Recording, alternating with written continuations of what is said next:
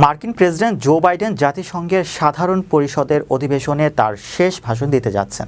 আগামী মঙ্গলবার তিনি এই গুরুত্বপূর্ণ অধিবেশনের বক্তব্য রাখবেন। এটা তার রাজনৈতিক জীবনের শেষ জাতিসংঘ ভাষণ হতে পারে, কারণ আর মাত্র 4 মাস পরই তার মেয়াদ শেষ হতে যাচ্ছে।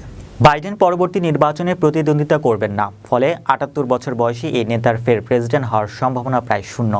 বাইডেন 2020 সালের নির্বাচনে ডোনাল্ড ট্রাম্পকে পরাজিত করে ক্ষমতায় আসেন। তার 4 বছরের মেয়াদে বিশ্বে দুটি বিশাল যুদ্ধের সূচনা হয়েছে: ইউক্রেনের রাশিয়া ইউক্রেন যুদ্ধ এবং গাজায় হামাস ইসরায়েল সংঘাত। এই দুটি যুদ্ধের কোনো শান্তিপূর্ণ সমাধানের লক্ষণ এখনও দেখা যায়নি।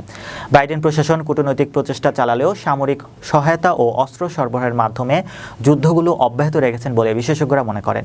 প্রেসিডেন্টের প্রেস সেক্রেটারি ক্যারিন জেন পিয়েরের সাংবাদিকদের বলেন, বিশ্ব আজ গভীর সংকটে নিমজ্জিত।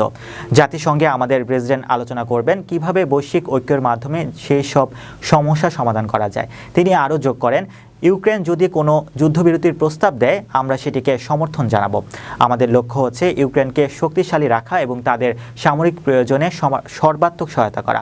গাজায় চলমান সংঘাত নিয়ে জেন পিয়েরে উল্লেখ করেন, যুদ্ধবিরতির প্রচেষ্টা অব্যাহত রয়েছে এবং আমরা শীঘ্রই সেখানে একটি স্থায়ী শান্তি অর্জন করতে পারব বলে বিশ্বাস করি।